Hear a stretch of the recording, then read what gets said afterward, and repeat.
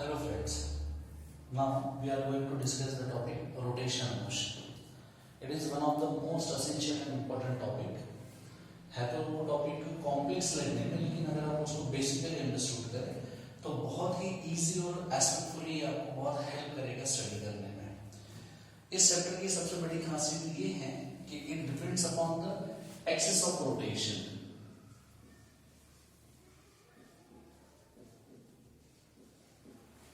जैसे circular motion और gravitation ये सेंटर फोकस मोशन होता है, वैसे ही rotational motion axis focus motion होता है। इसमें एक्चुअली होता क्या है कि हमारे पास में एक रिजिड बॉडी होती है और उस रिजिड बॉडी में से जब कोई भी एक्सिस ऑफ रोटेशन के थ्रू उसे पास किया जाता है और चाहे क्लॉकवाइज या एंटी क्लॉकवाइज डायरेक्शन में उस बॉडी को रोटेट किया जाता है, तो बॉडी में मौजूद n नंबर ऑफ पार्टिकल्स जो अलग अलग सिचुएशंस और पोजीशन पर लोकेटेड होते हैं, each and every particle start performing circular motion about their centers. Her particle अपनी रिस्पेक्ट में अपने रेडियस को ध्यान में रखते हुए सर्कुलर मोशन परफॉर्म करता है। इस वजह से इस चैप्टर के अंदर हमें नॉन यूनिफॉर्म बॉडी के लिए समेशन ये टर्म यूज करना पड़ता है। तो ये बात बहुत अच्छे से याद रखिएगा कि हमारे चैप्टर की आधी स्टडी जो रहेगी वो समेशन को ध्यान में रखते हुए रहेगी, क्योंकि नॉन यूनिफॉर्म बॉडीज की पार्टिकल डिस्ट्रीब्यूटेड है और जब यूनिफॉर्म डिस्ट्रीब्यूशन ऑफ बॉडी आएगा तो वहां पर हम लोग इंटीग्रेशन का यूज करेंगे। ठीक, नॉन यूनिफॉर्म बॉडी रहने की वजह से समेशन और यूनिफॉर्म बॉडी रहने की वजह से इंटीग्रेशन, ये दो बात बहुत अच्छे से याद रखिएगा। इस चैप्टर के अंदर जो सबसे इंपॉर्टेंट एस्पेक्ट होता है वो इनर्शिया। एक्चुअली इनर्शिया के बारे में क्या माना जाता है? इनर्शिया ये एक्चुअली प्रॉपर्टी है मास की। मैक्सिमम लोग इसे समझते हैं कि ये कोई फिजिकल क्वांटिटी है। ये कोई फिजिकल क्वांटिटी नहीं है, actually property of physical quantity है। तो inertia is the property of mass. Inertia ये प्रॉपर्टी ऑफ मास है, ये बात पहले याद रखिएगा। ये कोई फिजिकल क्वांटिटी नहीं है, ये सबसे इंपॉर्टेंट बात है। इसमें प्रॉपर्टी ऑफ मास पर डिपेंड करने वाली क्वांटिटी है। एंड इनर्शिया को दूसरी तरीके से डिफाइन किया जाता है opposition offered by a body. कोई भी बॉडी कितना अपोजिशन ऑफर करता है, ये नाम दिया जाता है किसे? इनर्शिया। ठीक है, तो ये दो बात बहुत अच्छे से ध्यान में रखिएगा कि इनर्शिया के बारे में हम लोग यहाँ पर क्या डिस्कस कर रहे हैं, किस तरह से इफेक्ट आएगा। अब ये सारी चीजों को ध्यान में रखते हुए जब हम लोग कोई कंसेप्ट आगे लेते हैं तो हमें रोटेशनल मोशन में क्या क्या चीजों की रिक्वायरमेंट है उसको हम थोड़ा सा शॉर्ट लिस्ट कर लेंगे और उसके बाद में हम लोग इसको समझने में बहुत आसान हो जाएगा। या हम लोग एक्चुअली रोलिंग या रोटेशनल इफेक्ट की बात कर रहे हैं, that is called angular effect. तो टर्म्स क्या क्या होते हैं? लीनियर मोशन और एंगुलर मोशन के टर्म्स ले रहा हूं मैं ताकि आप समझें कि लीनियर मोशन में जब आप मास लेते हो तो यहाँ इनर्शिया आता है, यहाँ डिस्प्लेसमेंट जब आप एक्स लेते हो तो यहाँ थीटा आता है, एंगुलर डिस्प्लेसमेंट। या लीनियर वेलोसिटी भी, यहाँ एंगुलर वेलोसिटी ओमेगा, या लीनियर एक्सेलरेशन भी, या एंगुलर एक्सेलरेशन अल्फा। यहाँ लगता है फोर्स तो यहाँ लगता है टॉर्क। ठीक है, यहाँ पे आपकी एनर्जी होती है हाफ mv स्क्वायर, तो यहाँ हो जाती है हाफ I ओमेगा स्क्वायर। ठीक है, तो ये सारी चीजें और बहुत सारे ऐसे कंसेप्ट्स हैं जो यहाँ पे आपको ये ध्यान रखना बहुत जरूरी है कि हम लीनियर और एंगुलर के रिस्पेक्ट में लेने की बात कर रहे हैं। देयरफॉर रोलिंग काइनेटिक एनर्जी या रोटेशनल काइनेटिक एनर्जी को आप लोग कहते हैं half I omega square. Torque जो आप लोग यहाँ प्रोड्यूस करते हैं that is equals to I alpha. Angular momentum जो प्रोड्यूस होता है वो L equals to I omega के नाम से जाना जाता है। मतलब यहाँ पर वो mv आएगा तो यहाँ पे वो I ओमेगा आएगा, मोमेंटम का इफेक्ट। तो ये पॉइंट यहाँ पर बहुत ध्यान रखना जरूरी है। और ये बेसिकली जो टर्म्स हमने यूज किए हैं ये नॉन यूनिफॉर्म और यूनिफॉर्म दोनों बॉडीज के रिस्पेक्ट में आते हैं। लेकिन अगर आपको यहाँ पर यूनिफॉर्म बॉडी के डिस्क्रिप्शन से स्टडी करना है तो फिर आपको इंटीग्रेशन यूज करना पड़ेगा। और ऐसा करने के लिए इस चैप्टर के अंदर दो ही फॉर्मूलेस बेस्ड हैं, और वो दो फॉर्मूले हैं, एक पैरेलल एक्सिस थ्योरम और दूसरा परपेंडिकुलर एक्सिस थ्योरम। तो हमारे पास में जो थ्योरम आते हैं वो I not equals to IC plus MH square, ठीक है, और दूसरा IZ equals to IX plus IY। ये वो दो थ्योरम है जिनकी मदद पर या जिनकी मदद से हम लोग क्या कर सकते हैं, applications of moment of inertia को स्टडी कर सकते हैं, जिसके अंदर आपको ring, rod, disc, cylinder, sphere, ये 5 ऐसे मैंने एग्जांपल्स हैं जिनके बेसिस पर सारे इफेक्ट्स आएंगे। आपको करना क्या होगा, इनकी स्टैंडर्ड वैल्यूज को अंडरस्टूड करना पड़ेगा। कौन कौन सा, रिंग, रॉड, डिस्क, सिलेंडर और स्फीयर के इन्हीं के फॉर्मूलेज जो बने हुए हैं या एक्सपेक्टेड डेरिवेशंस हैं वो पैरेलल एक्सिस थ्योरम है, परपेंडिकुलर एक्सिस थ्योरम के ऊपर बेस्ड है। हमें यहाँ पे जो लिखा हुआ है काइनेटिक एनर्जी, टॉर्क और एंगुलर मोमेंटम, इसके अलावा रोलिंग मोशंस के भी कुछ फॉर्मूलेज हम लोग डिस्कस कर लेते हैं।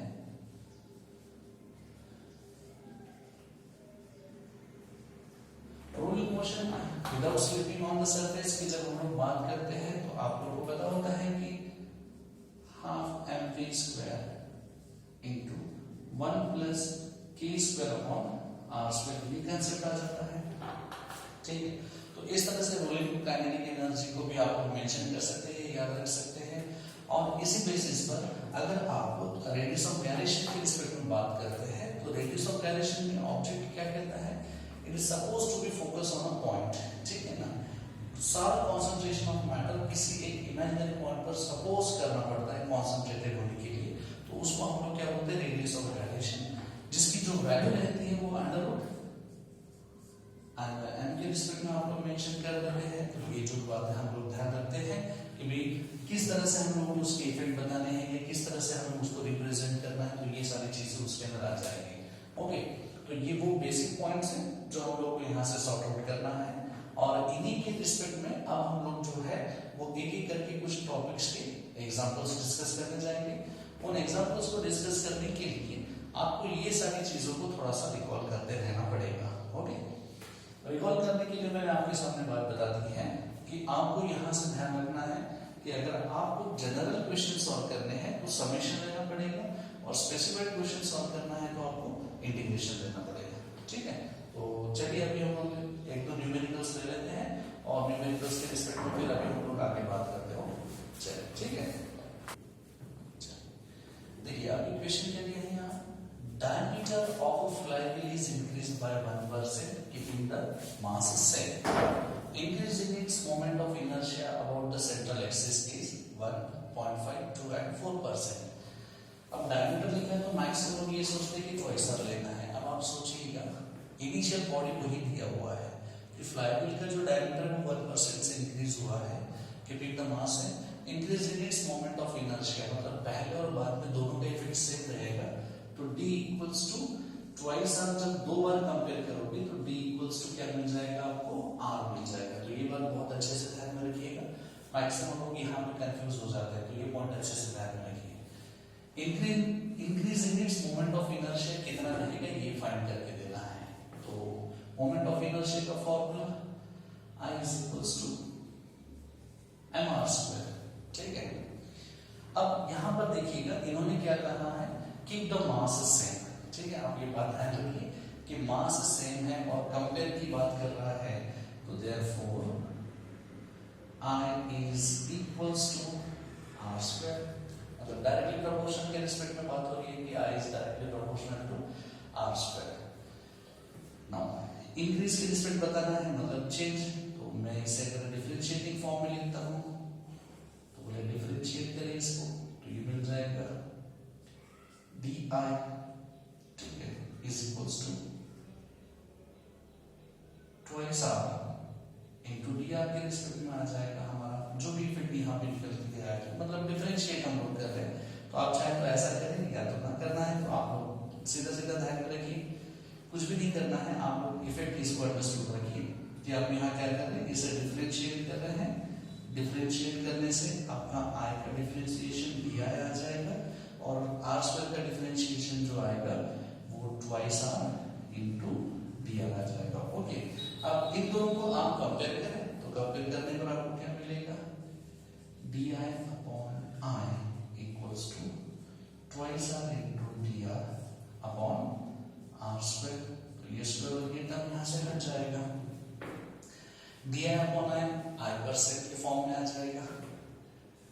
सो D I upon I is nothing but I पर सेट, तो twice into D R upon R. तो देखिए यहाँ पे इंक्रीज बाय कहा था, मतलब नेचुरल वैल्यू में कितने से चेंजेस हो रहा था, 1% से। तो therefore d I upon I equals to 2 into 1%, मतलब जो भी इंक्रीमेंट हो रहा है वो कितने परसेंट से हो रहा है, 2% से। सो मोमेंट ऑफ इनर्शिया का जो चेंज का इफेक्ट आ रहा है वो 2% से चेंज आ रहा है। कब, जब डायमीटर 1% से इंक्रीज हो तो इनर्शिया में जो इंक्रीमेंट आया है वो 2% से आया है। कंडीशन क्या किया हमने लिया I is equals to r square, differentiate किया तो 2r इंटू डी आर आया, d are upon I fractional increase in percentage. तो फ्रैक्शनल इंक्रीज इन परसेंटेज जो हमारा निकला है वो d I upon I equals to 2%। ठीक है, तो ये हमारा यहाँ पे एक एग्जांपल होता है जिसमें ये बात ध्यान रखना जरूरी है कि डायमीटर को आर कंसीडर करना है। ओके, तो ये ध्यान रखिएगा। देखिए इस क्वेश्चन में क्या लिखा हुआ है, angular velocity of body rotating about a given axis is double, it's kinetic energy becomes. तो आपको सीधी बात ध्यान रखनी है कि गिवन क्या है, एंगुलर वेलोसिटी डबल हो रही है तो उसकी काइनेटिक एनर्जी मतलब इनिशियल और फाइनल दोनों की बात हो रही है। तो जब ओमेगा 2 लिया है हमने, क्योंकि उसकी body angular velocity of body rotating about given axis is double, omega 2 equals to twice of omega 1। ठीक है, और अब पूछा है कि भाई जो इफेक्ट है उसकी काइनेटिक एनर्जी का बताइए। तो काइनेटिक एनर्जी का फॉर्मूला आता है हाफ आई ओमेगा स्क्वायर। जब ये फॉर्मूला आता है तो हम लोग E1 equals to half I omega 1 square ले लेंगे and E2 equals to half I omega 2 square ले लेंगे।